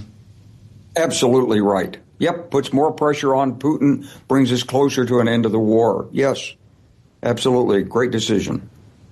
Fascinating. We'd love to talk to you more about that when we learn more, General. It's good to see you. Retired General Wesley Clark with us live again on Bloomberg TV and radio. We thank you, as always, for the insights. Tomahawks for Ukraine cleared by the Pentagon. We'll see what the president has to say about this. Maybe he'll be asked about it if he talks to reporters when he lands in Florida. He's on his way there right now for a weekend at Mar-a-Lago. The Halloween edition of Balance of Power continues next with our panel, Rick Davis and Arshie Siddiqui, together as we look ahead to Election Day next week. The impact of the government shutdown should not be discounted, and we'll get their take next on Bloomberg. Make sure to subscribe to the Balance of Power podcast. Hear our full conversation with General Wesley Clark by going to Apple, Spotify, and anywhere else you get your podcasts. Watch us live on YouTube and always at Bloomberg.com. Everything you love about Bloomberg Radio is now inside your car. The new Bloomberg Business app, featuring Apple CarPlay and Android Auto. All your favorite Bloomberg Radio shows right on your dashboard. Hey, player. The all-new Hamul Casino Resort is all yours. The hotel tower with some seriously luxurious suites. The super secret speakeasy. Hey, could you make that too? The indulgent spa retreat. Ah. And the epic rooftop pool in Cabanas. It's all for you at the all-new Hamul Casino Resort, the Players Place. Book your experience at HamulCasino.com. It's JCPenney's Really Big Deals and comedian Bonnie McFarlane. I've been thinking a lot about bags recently, and I love a crossbody. I would love to carry one of those little micro handbags, but I have to carry a handbag the size of a studio apartment. I take a big bag and I put a smaller bag in that, and then I put another bag inside of that. I think we're going to need a bigger bag. This weekend, buy one bag, get one free. Totes, backpacks, clutches, and more. Yes, JCPenney. Limited time specials excluded from coupons. Ends 11/2. Every Nissan Frontier is battle-tested. Its frame is twisted. Its door slammed 13,920 times. And its bed drop-tested over and over. We do all that to the V6-powered Frontier, so you never have to hold back. Nissan, ranked #1 in new vehicle quality among mainstream brands by J.D. Power. For J.D. Power 2025 U.S. Initial Quality Study Award information, visit jdpower.com/awards. Awards based on 2025 model year. Newer models may be shown. Are you looking for a way to listen to your favorite audio on the go? Look no further than the TuneIn app. With TuneIn, you can stay plugged in to what matters most, no matter where your day takes you. Download the TuneIn app now and experience audio like never before. You can stream all the podcasts you already love right on TuneIn. Available on your smartphone, on your tablet, and even on your connected devices. There's so much to explore, like mind-blowing facts about your world. So they were disallowed from speaking their language. In-depth conversations with A-list celebrities. No, I was ready to go. You know, after I wanted to fulfill my contract. True crime podcasts you just can't stop listening to. Others escape justice to live and die in infamy. These plus the news and sports content you crave in podcast form. Couldn't run in a straight line very quickly and didn't have much of an arm. His arm is stronger now. So whether you want to save your go-to shows for later by subscribing and listening offline, or you want to discover a whole slate of new podcasts to be obsessed with, TuneIn is your destination. True crime, sports, lifestyle, culture, news, and so much more. TuneIn is Podcast Central. Hear them all here. Fentanyl, and Trump said that China agreed to some vague promises of investments. Or anywhere you get your podcasts. It's 121 on Wall Street. We do check markets all day long here at Bloomberg. We have got the S&P 500 index in the red right now, trading just about the low of the session. The Dow in the red as well, trading down by 0.4%. S&P keeping it all in context, lower by 0.1%. NASDAQ, though, holding on to a gain of 54 points, up 0.2%. Apple down 0.2%, but Amazon surging now by 10%. The 10-year, 4.09%, with a 2-year that's currently yielding 3.60%. Spot gold is down $38 the ounce, down 1%, $39.86, below $4,000 a year on gold. Silver down 0.7, $48.59 the ounce. West Texas Intermediate crude $60.92 a barrel, up by 0.6%. Bitcoin now up by 1.2%, $108,759 on Bitcoin. Coinbase Global up 5.5% after the largest American crypto exchange reported revenue that exceeded Wall Street's third quarter estimates. And cybersecurity firm Cloudflare is surging to a record after posting better than expected sales that topped quarterly and annual estimates. It uses the ticker symbol NET. Cloudflare right now is up by 11.9%. Recapping, S&P just about the lows of the day right now, down 0.1%. For on-demand news 24 hours a day, subscribe to Bloomberg News Now wherever you get your podcasts. And back we go to Washington. Once again, your host, here he is, Joe Matthew. All right, Charlie. Many thanks to Charlie Pellet. We'll have more on the markets a little bit later on this hour. We'll do that again in about 20 minutes to keep us honest here on the Friday trade. Coming into the close after a very long week with a lot of earnings to talk about. So we'll be curious to see what the numbers look like by 4 o'clock. The numbers in California are eye-popping as we follow the money here on Prop 50. You know, next Tuesday is an election day.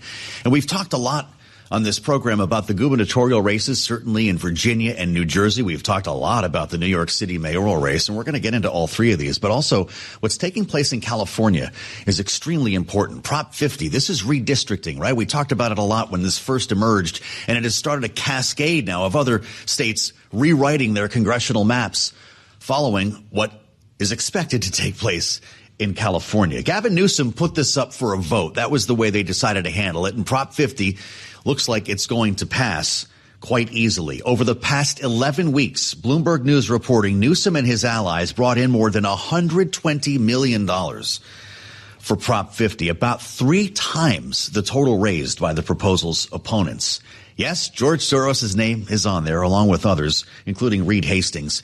And this is where we start now with our political panel. Bloomberg Politics contributor Rick Davis is with us, our Republican strategist and partner at Stone Court Capital. Archie Siddiqui with me here in Washington as well. Former aide to House Speaker Nancy Pelosi, founder CEO of Bellwether Government Affairs. It's great to have you both with us. Archie, I'd love to start with you on Prop 50. Are you expecting a blowout? And what would this mean for the redistricting efforts around the country and just the aura for Democrats that might follow nationally? Well, I think there are 2 important pieces about California. One is it's a defensive measure, and I think the governor really went out of his way to structure it in a way that really was not a unilateral decision by him, but actually going back to the voters. So, and then it was a really quick ramp-up time. So it's a defensive measure for Democrats in a very aggressive push by Republicans to go state by state and try to rewrite these districts. What do you make of the money involved here, Rick? You've run enough campaigns and elections to have a sense of this. You expect a blowout? Well, it certainly is what's indicated in the polling. I mean, recent polling, as you pointed out, Joe, 6 in 10 Californians are supporting Prop 50. Hundreds out of 160 million being spent, 125 of that is pro Prop 50. So it's overwhelming force politically. And so we'll see. Early voting is very favorable to the Prop 50 demographics, but early indications are that there'll be a significant Republican advantage on Election Day, which is pretty traditional in an early voting state. Mm-hmm. Indeed, Rick makes reference to the poll out in the last 24 hours from the Institute of Governmental Studies at the University of California, Berkeley. 60%, Archie, of likely voters backed the proposal compared with 48% of registered voters who were surveyed in August. So there's been some real momentum here. Really interesting. Will Democrats regret this move? Knowing that, of course, this started in Texas by Republicans, but it's tipped off a cascade of states that really could end up favoring Republicans in the end.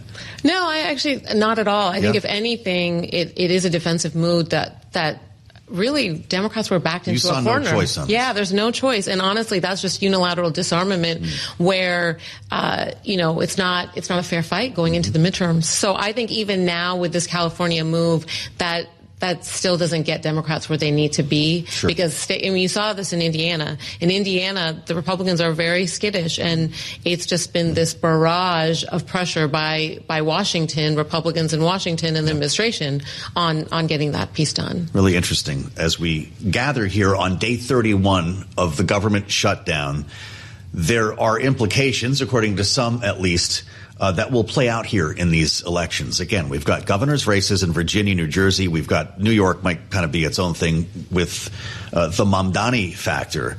But let's keep these 2 gubernatorial races in mind.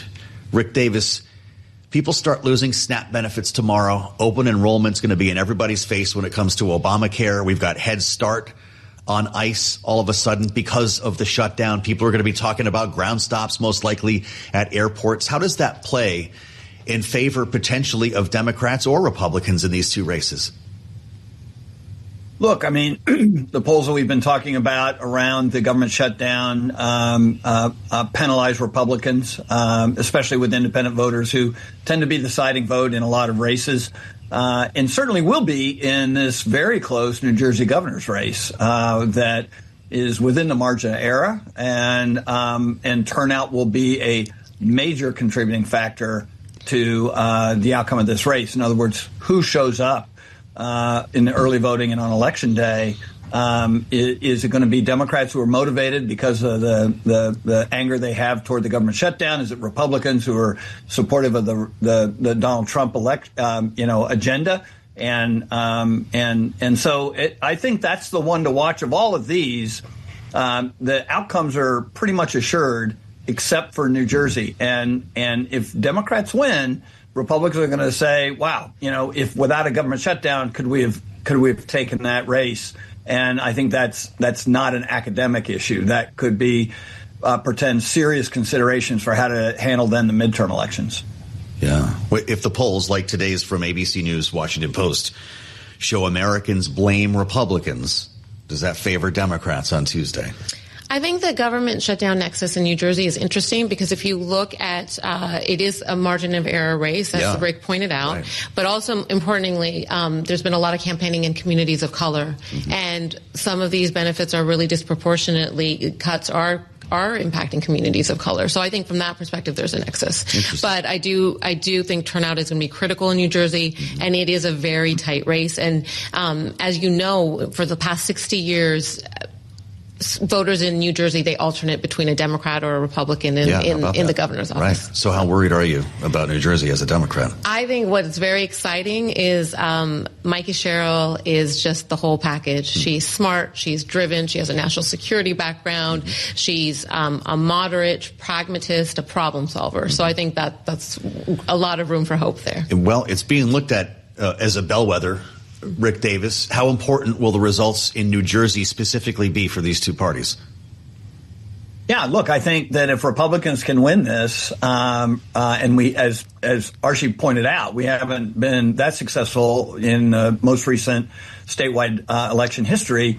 They're gonna rally around the president's agenda in a way that right now you don't see happening in the other races, and so it will give an impetus to Republicans to double down on this strategy. It'll make it more difficult to cut a deal to open government, assuming we're not open by, the 4th of November. And so it could really change the mental attitude that Republicans have about, whether they're leaning back or leaning into this agenda going into the midterms. Mm-hmm. Really interesting.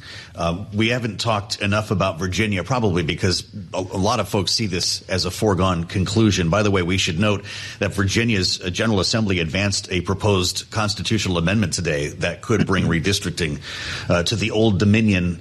Archie, is this a blowout as many are casting in the media? I live in Virginia, although I'm in Northern Virginia, so I'm not seeing a lot of winsome signs around. How do you expect this to pan out?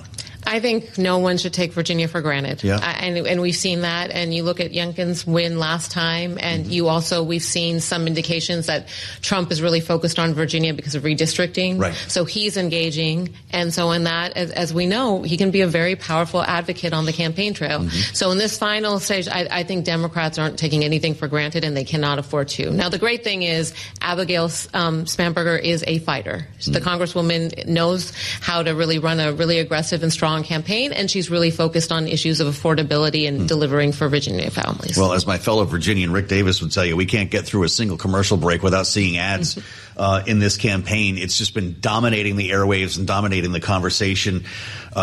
Rick, to what extent could the shutdown impact results in Virginia as well, knowing how many federal workers live here?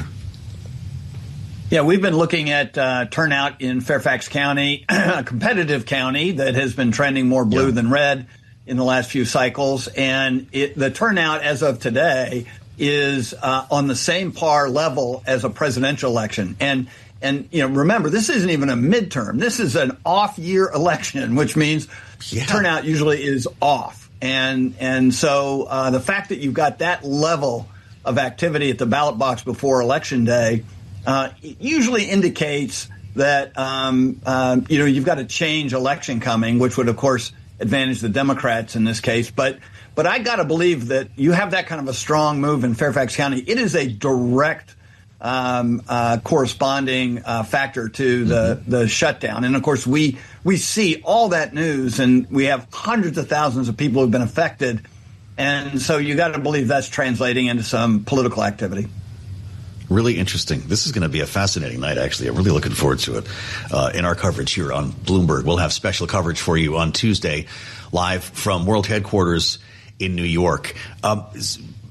Everyone's expecting Mayor Mamdani to show up at some point, maybe later in the evening on Tuesday. What do you make of the Republican effort to elect Andrew Cuomo, a Democrat turned independent?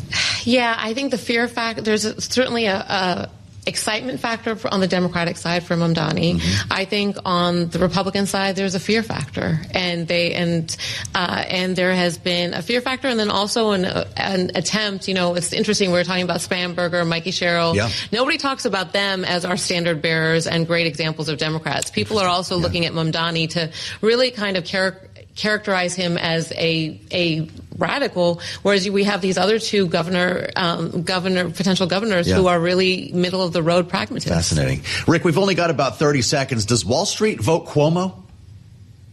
Wall Street votes Cuomo. Absolutely. Everybody I've talked to over the last few months prepping for this election on Tuesday are sick with concerns about what that agenda that Mamdani has is going to result in for New York City. And so we'll see. But I think fear and loathing is the nature of the election in New York City. Fear and loathing in Manhattan. Rick Davis, Archie Siddiqui, many thanks to both of you for a great conversation. Again, we'll have special election night coverage here on Bloomberg. Much more to follow as we zero in on the government shutdown straight ahead. It's day 31. Stay with us on Bloomberg. CBS News Brief. FBI Director Kash Patel posted today that a potential Halloween terrorist attack was thwarted in Michigan. 5 people were arrested, including a 16-year-old, but it isn't clear if an attack was imminent. CBS's Scott McFarland reports the way we learned about the case was also unusual. This is not a customary sequence of events. You don't usually have the FBI director announcing a case without having coordinated with local law enforcement or having them ready to supplement the information to avoid causing any panic, avoid causing any concern, and to provide the proper context and depth. Officials say there's no current threat. The government shutdown continues with SNAP benefits set to end tomorrow for 40 million Americans. In Cherry Hill, New Jersey, bagel shop owner Andrew Cunningham is putting out leftover bagels. Anyone that needs them, we're giving them out, no questions asked at the end of the day. They don't have to show us or prove anything to us. They can just come grab their bagels and go. CBS News Brief. Hey, it's your mobile hotspot. I can handle a lot, but the other night with everyone live streaming Uncle Miguel at your karaoke party? Here I am, all alone. So many devices. I had trouble keeping up. But Cox Home Internet can keep up with all of it. Plus, get one unlimited Cox mobile line free for a whole year when you bundle with Cox Internet. Just $55 a month for 300 megabits per second. Switch today. Mobile speeds reduced to max 1.5 megabits per second after 20 gigabits per month use. Limited time offer, new customers. Actual speeds may vary. Other restrictions may apply. You won't see the engineer that slams the Nissan Rogue's door 13,920 times. Or the corrosive chamber that simulates 15 years of life in 5 months. Or the Rogue heat baked for over 300 combined hours. What you will see is a vehicle that can take punch after punch and keep rolling. Nissan, #1 in new vehicle quality among mainstream brands by J.D. Power. We put it through the worst so you get its best. For J.D. Power 2025 U.S. Initial Quality Study Award information, visit jdpower.com/awards. Awards based on 2025 model year. Newer models may be shown. You won't see the engineer that slams the Nissan Rogue's door 13,920 times. Or the corrosive chamber that simulates 15 years of life in 5 months. Or the Rogue heat baked for over 300 combined hours.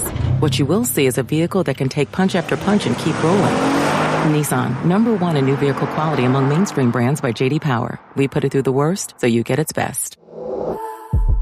For J.D. Power 2025 U.S. Initial Quality Study Award information, visit jdpower.com/awards. Awards based on 2025 model year. Newer models may be shown. Hey, it's Austin James. Yes, I'm living with diabetes, but it doesn't have to define me. Thanks to the Freestyle Libre 3 Plus sensor, I get real-time glucose readings throughout the day. The Freestyle Libre 3 Plus sensor is small and easy to wear, giving me the freedom to focus on my life as a parent and a musician. Now this is progress. You can get a free sensor at freestylelibre.us. Offer available for people who qualify. Visit myfreestyle.us to see all terms and conditions. Certain exclusions apply. Data on file. Abbott Diabetes Care. For prescription only. Safety info found at freestylelibre.us. You can stream all the podcasts you already love right on TuneIn. Available on your smartphone, on your tablet, and even on your connected devices. There's so much to explore, like mind-blowing facts about your world. So they were disallowed from speaking their language. In-depth conversations with A-list celebrities. No, I was ready to go. After I wanted to fulfill my contract. True crime podcasts you just can't stop listening to. Others escape justice to live and die in infamy. These Plus the news and individuals. sports content you crave in podcast form. Couldn't run in a straight line very quickly and didn't have much of an arm. His arm is stronger now. So whether you want to save your go-to shows for later by subscribing and listening offline, or you want to discover a whole slate of new podcasts to be obsessed with, TuneIn is your destination. True crime, sports, lifestyle, culture, news, and so much more. TuneIn is Podcast Central. Hear them all here. With their AI workloads, but it was absent for AWS. In fact, their CapEx went... Hey, it's your mobile hotspot. I can handle a lot, but the other night with everyone live streaming Uncle Miguel at your karaoke party... Here I am, all alone. So many devices, I had trouble keeping up. But Cox Home Internet can keep up with all of it. Plus, get one unlimited Cox mobile line free for a whole year when you bundle with Cox Internet. Just $55 a month for 300 megabits per second. Switch today. Mobile speeds reduced to max 1.5 megabits per second after 20 gigabits per month use. Limited time offer, new customers. Actual speeds may vary. Other restrictions may apply. In Native Hawaiian and Pacific Islander communities, BYU teams of Native scientists are collecting essential data and ensuring that Alzheimer's diagnostic tools are within reach. Brigham Young University, for the benefit of the world.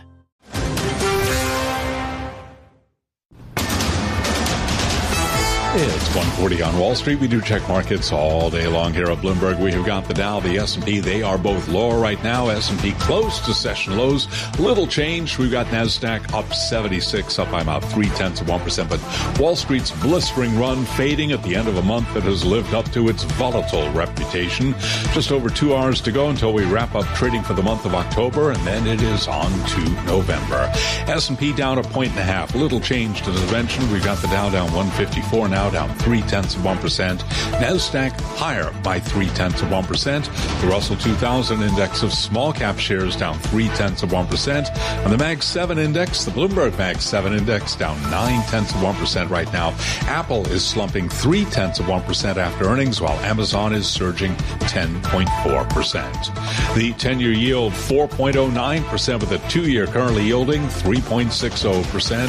Spot gold down $35 the ounce, $39.89, drop there of 0.9%. West Texas Intermediate crude oil up 0.6%, $60.95 a barrel. And Bitcoin now up 1.5% to $109,123 on a Bitcoin. Netflix is said to be actively exploring a bid for Warner Brothers Discovery's studio and streaming businesses. That according to Reuters, citing sources. Netflix up 3.1%. Warner Brothers Discovery up now by 3.5%. Yesterday, you recall, Netflix announced a 10-for-1 stock split. Again, Netflix up by 3.1%. For on-demand news 24 hours a day, subscribe to Bloomberg News Now wherever you get your podcasts. Balance of Power continues right now. Back we go to Washington. Once again, your host, Joe Matthew. All right, Charlie. Good to see Charlie Pellet every day here on Balance of Power, helping us connect the dots between Washington and Wall Street. He'll have more on the Friday trade coming up at the top of the hour, 2 p.m., as we turn things over to Bloomberg Business Week Daily. Indeed, I'm Joe Matthew in Washington. Thank you for being with us here on the Friday edition of Balance of Power on Bloomberg TV and radio. I'm imagining the foliage right now in Stowe, Vermont, which I'm sure is striking compared to what we have here in the Washington, D.C. area. But it's not foliage that we're going to be talking about with Congresswoman Rebecca Balance. Now, on day 31 of a government shutdown, that means we're 1 day away from SNAP benefits expiring and open enrollment for Obamacare beginning, not to mention the end of money for Head Start. There's great concern about what's going to happen to tens of millions of people who rely on this assistance. And as the Congresswoman will tell us here in a moment, they're actually taking action in the state of Vermont, backfilling SNAP benefits on the state level, which is a very important trend that we're seeing take place. Vermont was one of the first states to do this, and it's coinciding, again, with attorneys general from about 24 states suing to reinstate SNAP benefits or use money from a contingency fund. Vermont is not waiting. They're taking care of this on the state level, at least for now. Congresswoman Ballant is a Democrat and represents Vermont's at-large district. It's great to have you back, Congresswoman. I hope things are well in the great state of Vermont. How long can you keep backfilling SNAP while the government's closed? Yeah, not long. I mean, this is the struggle right now because we are facing the double whammy of the impact from the so-called Big Beautiful Bill that was passed earlier this year, and the steep cuts to Medicaid have also impacted our ability to keep our healthcare system afloat. We're really struggling in that realm. And of course, as you said, people are going to go hungry this weekend. And there are a couple things that I just wanted to point out is that in the past, whenever there has been a government shutdown, there have been contingency funds used to make sure that people did not lose a SNAP payment. Again, that's just, modest food assistance for people. It's the first time in which you have had an administration saying we will not be using contingency funds to make those payments. This is a choice. It doesn't have to be this way. That the SNAP money is not it's not contingent upon us coming to a deal to reopen the government. And that's what I want to make sure people understand. There is money that can be used right now, and which is why so many of the states the states AGs decided to sue. The other piece that is troubling, and that's why you asked how long will Vermont be able to do that, the administration has also said they will not be reimbursing states for feeding people.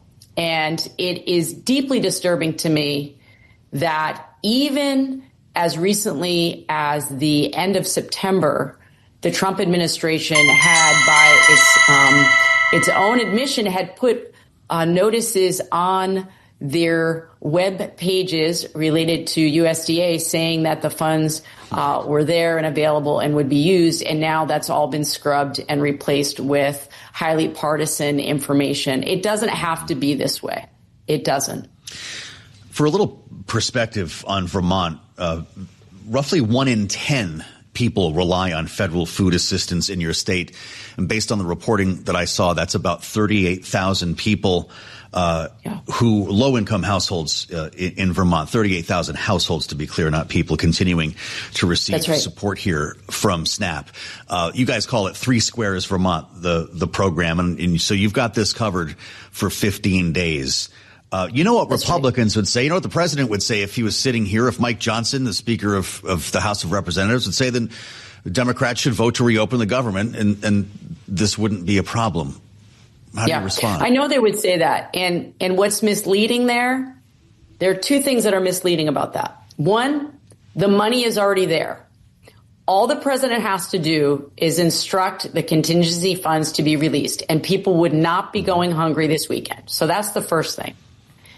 The second thing is, even if the House had been in D.C. this week, which the Democrats were there. Again, Democrats were there ready to work with Republicans. Republicans weren't there. It's not as if the spigot just gets turned on automatically. And so the most immediate way to get food to people is to use these contingency funds. And I just think it's a very sad state of affairs when you have the Speaker of the House using hungry people as a political football. Because again, this is unusual. This doesn't usually happen during a shutdown. You don't usually have an administration saying we're not going to feed people. You also don't have an administration, a president traveling overseas during a government shutdown. Usually you have the president and the Speaker of the House trying to convene people to get to an agreement. The other thing that I want people to understand is that the so-called continuing resolution that they put out is only good for another 15 days. Well, yes, right. I mean, there's so much that has gone wrong here because Republicans were not willing to meet with us before the 11th hour. And then by that point, it was an unwillingness to have any kind of negotiation. So it makes me very angry. Been asking about that date a lot. I mean, even if we voted today, government reopens, we'd be heading for potentially another shutdown before Thanksgiving. So obviously some of this may need to be rewritten. There's a federal judge who's considering this lawsuit coming from state attorneys general, as we discussed, and indicated, this is Judge Indira Talwani, indicated that she likely will order the Trump administration to use these reserves to at least partially fund SNAP. The quote, Congress has put money in an emergency fund, and it is hard for me to understand how this is not an emergency, unquote. Congresswoman, is that how this ends? I hope so. In terms of this particular issue, I certainly hope that will be the ruling from the federal judge. What's complicated, and I don't know if you're aware of this, but I want to just highlight it because it's a complicating factor here, that the people who would be positively impacted would be the people in the states who were a party to that lawsuit. So I can't remember if it's 25 or 27 states AGs that sued, but the states who were not party to the lawsuit would not automatically be receiving those funds. Wow. Interesting. Yes. We got a lot to figure out here. If you're called back and the president wants to start talking, say, after election night, are you ready to have that conversation? Look, we've been there. I have been going back and forth between Vermont and D.C. ever since Mike Johnson decided to put the House into recess. We can't come to any kind of agreement back in our district. So I've been traveling there regularly. Everyone in the Democratic caucus has been there ready to do the work. And meanwhile, trying to meet the needs back in the district. I just, I want people to understand that, of course, there is always, when you're in D.C., there's partisan one-upmanship happening. But I want people to understand that we have never had a situation in which a party, and in this case, it's the Republicans who control the House, the Senate, and the White House, are not willing to do any kind of negotiation and also left town. Like, at least the Senate is there trying to do work. The House Republicans have not been in D.C. for, what are we at, 30 consecutive days now? Something days, yeah. No, I mean, the House has been out of session for over 40 days, though, right? Yeah. Congresswoman, thank you. Let's continue this conversation when you're back in Washington. Becca Ballant, Democrat, Vermont. Hope you have a good Halloween. Mike McGlone gives out the full-size candy bars, is what I've been hearing, if you know where he lives in Miami. Bloomberg Intelligence senior commodity strategist is with us right now as we watch the price of oil actually move a little higher today. This is kind of interesting. Mike McGlone, it's great to see you as always. WTI, West Texas Intermediate crude was above $61 a barrel a little while ago. What's at play? It's stuck at 60, Joe. The significance of 60 is that's right about where it ended in 2019, right before the pandemic. And it's a known. There's an oversupply bear market. It's the question of what trips it up. The key question I ask myself is, with crude oil down about 15% this year, that's juxtaposed to about the S&P 500 up 17%. It's a significant sign of divergent weakness. So I look at it. What happens if the S&P 500 corrects 10% or so? Crude oil, I still think, is on that trajectory to $40 a barrel. And I don't know what's going to stop it, but I know it can accelerate it. Just a little backup in the stock market. Interesting. I thought maybe you'd say something about Venezuela. I don't know your thoughts on this. There was reporting earlier. The president knocked down those reports that we were set to attack Venezuela imminently. Would that be a factor in the oil market?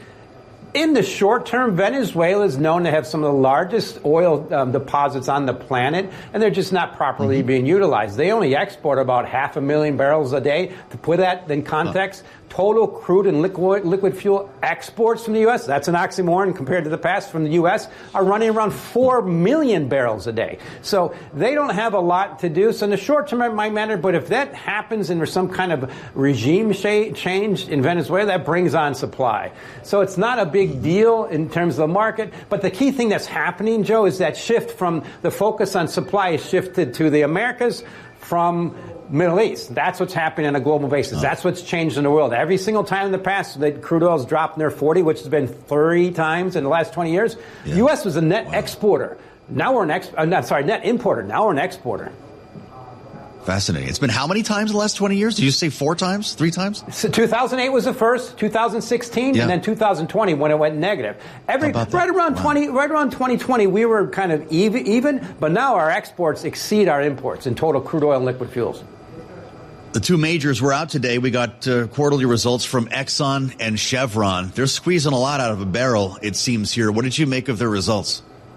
That's a key thing to remember about humans and harnessing energy is you can make decent money in the energy patch, producing energy and producing crude oil. So like you look at the XLE, that spider ETF, it's up about 70% since 2019. And crude oil is the same. Wow. So that's generally a good place to invest in energy is in the equities. Yeah. You giving out the full-size candy bars like Donald Trump, I heard tonight. Mike, you excited for Halloween? Well, here's a candy bar for you. When I was in Connecticut, in Weston, we used to have the most trick-or-treated house in Weston, Connecticut. You can relate to that being from Connecticut. Right? But here's my treat for you. I think we're on pace for the average gasoline price in this country around $3 a gallon to go to $2. And even natural gas to potentially go there, partly because that's where they go all the time. And there's one key thing that might trigger that. That's the stock market just dropping maybe 10%. What's that mean for heating oil in Connecticut this winter? Exactly. Well, this winter, that's a key thing. Here's the matter is, we had a very cold winter last year. It was great for pond hockey. I was in Miami, so I missed it. If we have a colder than normal winter, it might happen. But if we have a normal winter, prices get pressured. Fascinating. Great to see you. Mike McGlone, thank you. Bloomberg Intelligence, important breaker on the terminal. The judge in Boston says the administration must use the contingency funds. Food aid suspension likely unlawful. We'll have more on this in the late. Hey, player. The all-new Hamul Casino Resort is all yours. The hotel tower with some seriously luxurious suites. The super secret speakeasy. Hey, could you make that too? The indulgent spa retreat. Ah. And the epic rooftop pool in Cabanas. It's all for you at the all-new Hamul Casino Resort, the player's place. Book your experience at HamulCasino.com.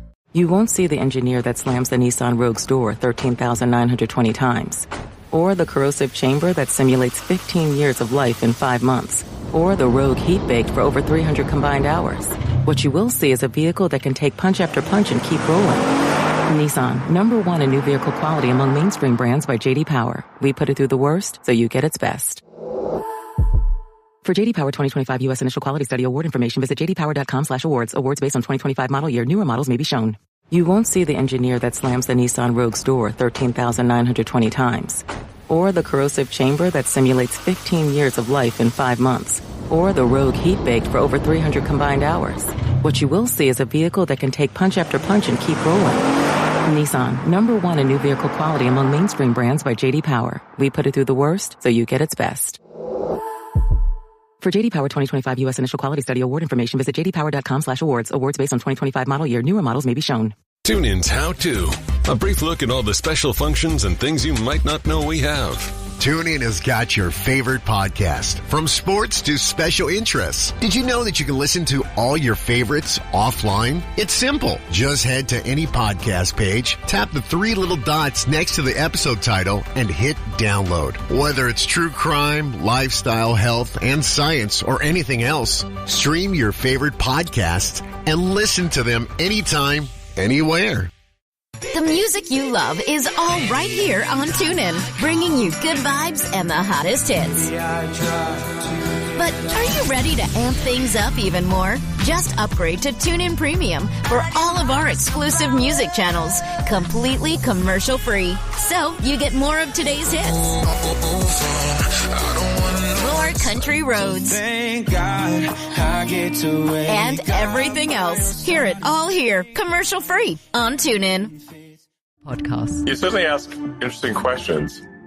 Bloomberg Surveillance, your home for insight on... Hey, it's your mobile hotspot. I can handle a lot, but the other night with everyone live streaming Uncle Miguel at your karaoke party... Here I am, all alone. So many devices, I had trouble keeping up. But Cox Home Internet can keep up with all of it. Plus, get one unlimited Cox mobile line free for a whole year when you bundle with Cox Internet. Just $55 a month for 300 megabits per second. Switch today.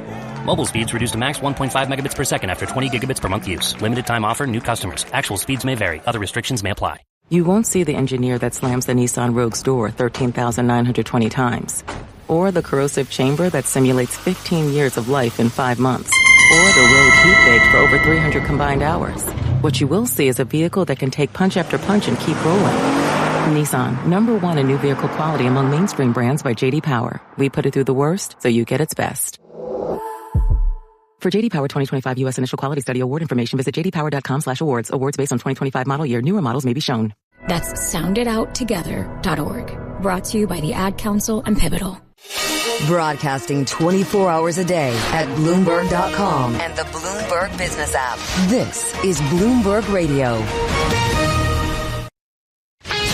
This is Bloomberg Business Week Daily, reporting from the magazine that helps global leaders stay ahead, with insight on the people, companies, and trends shaping today's complex economy, plus global business, finance, and tech news as it happens. Bloomberg Business Week Daily with Carol Masser and Tim Stenivek, live on Bloomberg Radio, television, YouTube, and Bloomberg Originals.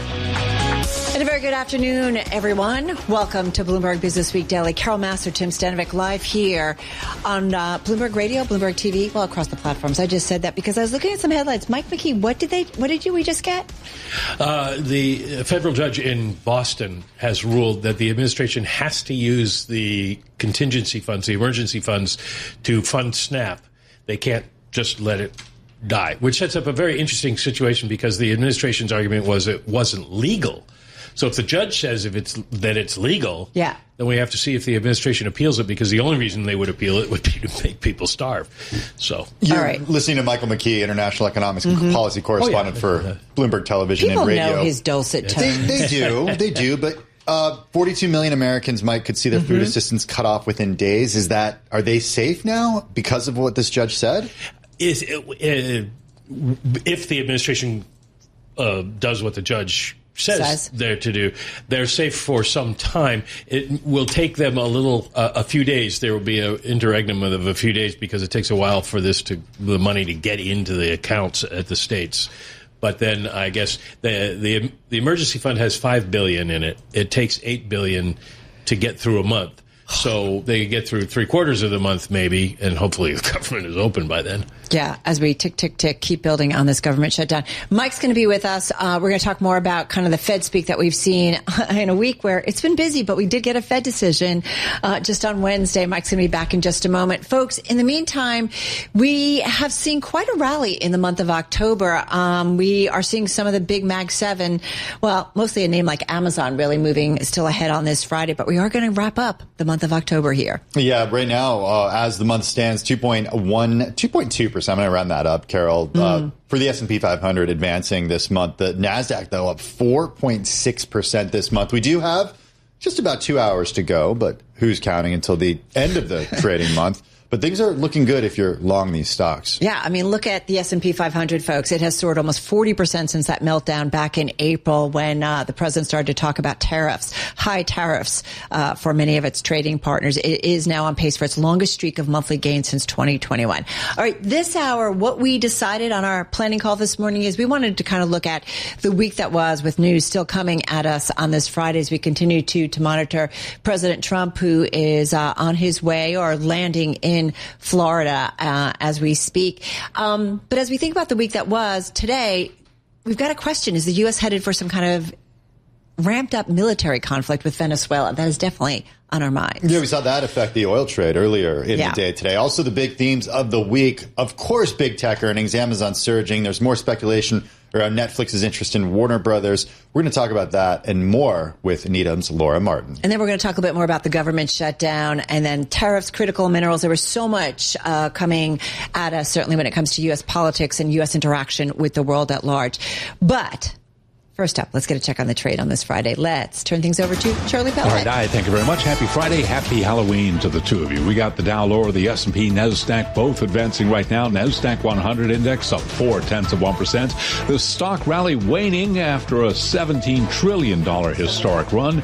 S&P 500 index helping us keep it all in context, up 15 now, up by about 0.2%. The Dow down 28, drop there of just under 0.1%. Mixed market, we do have the Russell Russell 2000 index of small cap shares just about flat on the day, little changed, up under 0.1%. The Mag 7 index up 1.3%. Apple, a member of that index, big time, up 0.1%. Amazon, also a member, up by 10.7%. Year 10-year at 4.09%, with a 2-year currently yielding 3.60%. Gold now slumping $26 the ounce, just below 4,000, $39.98, down 0.6%. And West Texas Intermediate crude up 0.6%, $60.94 for a barrel of WTI. Amazon posted robust cloud growth that reassured investors of the tens of billions of dollars that the company and its peers are pouring into AI will pay off. Amazon again up 10.7%. And Apple is projecting a jump in sales over the holiday season after releasing new iPhones and work to reassure investors concerned about a decline in revenue from China. Apple again up by 0.1%. S&P higher by 0.2%. And for on-demand news 24 hours a day, subscribe to Bloomberg News Now wherever you get your podcast. I'm Charlie Pellet. That is a Bloomberg Business Flash. All right, Charlie, thank you so much. Carol Master along with Tim Stanovic live here at Bloomberg headquarters in New York City. So it's Friday, almost hard to remember that we got a Fed decision this week, but we certainly did. And this is what we're seeing now is a lot of Fed speakers coming out. Fed Bank of Dallas President Lori Logan said she did not support the U.S. Central Bank's decision to cut interest rates this week and will likely find it appropriate to hold rates steady at the next meeting because, Tim, inflation remains too high in her view. Logan doesn't vote on monetary policy this year. She participates in the FOMC discussion. She will rotate onto the voting panel. That will happen starting next year. In the meantime, the Fed dated overnight index swap, a type of derivative contract used to manage interest rate risk, has trimmed the odds of a December rate cut to about 50%. With more on the U.S. economy and Fed policy, and here to help us wrap up the week, you've already heard from him today many times, Bloomberg TV and radio international economics and policy correspondent Michael McGee. He joins us here in the studio. We were going to start with Fed Speak, but I want to ask you about that headline that just crossed about SNAP benefits. I mean, what is it? I think all of us, I put something out on X. I mean, when more than 40 million Americans are getting food assistance in what is supposed to be one of the richest or the richest country in the world, what does that mean about what does that tell you about our economy? Well, that's kind of a political question. Obviously, economically, it doesn't suggest that we're allocating our resources in the best way. This is SNAP's been a big political football in Washington, and it's even more so now because it's in the middle of this government shutdown argument. But the Republicans have said that along with Medicaid, they want people who get these benefits, they should work. But 98% of them or 96% of them, I think, are children in school or caregivers or retired people. So that doesn't really work either.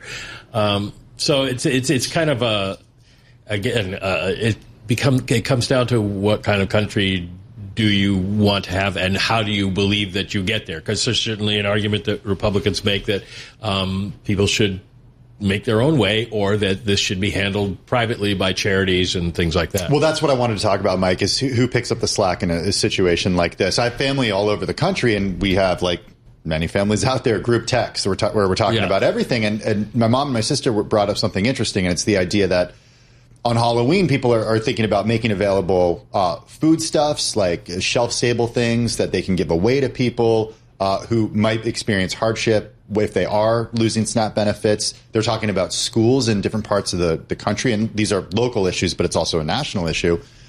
Having parents step in to help other students who would traditionally get SNAP assistance, and instead the parents at the school, or even people who don't even go to the school, are bringing food to the schools. It seems like people are stepping in. It's been kind of a nationwide thing, and a number of states are saying they will do their best to cover as much as they can.